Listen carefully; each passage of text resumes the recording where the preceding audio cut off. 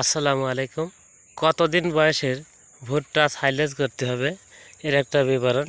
এই ভুট্টাটা আমার ঘাসের পাশে।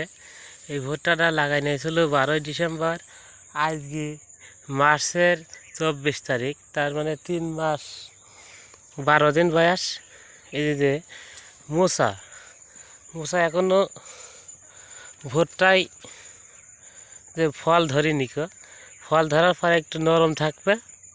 তার মানে 3 মাস এখন 12 দিন বয়স।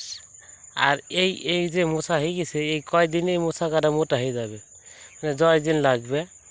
তার মানে 4 মাস বয়সের ভিতরেই মানে এই ভুট্টাটা সাইলেজ করা যাবে। তবে 4 মাসে যদি 2-1 দিন বেশি হয়ে যায় তাহলে গাছ শক্ত হয়ে যাবে, গাছের গোড়া খাবে না, আর ভুট্টাটা শক্ত হয়ে যাবে, তো অসুবিধা হবে, সাইলেজ করার উপযুক্ত থাকবে না।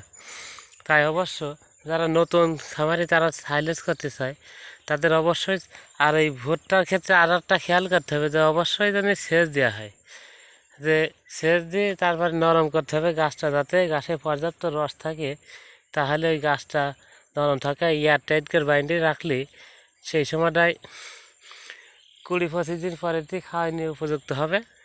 তারপর একই দিনই 6 মাস পরে পর্যন্ত চলবে ইনশাল্লাহ। অবশ্য দেখা আবার এই ভুট্টা গাছ কাটি দিয়ে আবার ভুট্টা লাগালে আবার পরবর্তীতে আবার আরেকবারও এই জমিতে ভুট্টা চাষ করে আরেকবার সাইলেজ করে রাখা যাবে।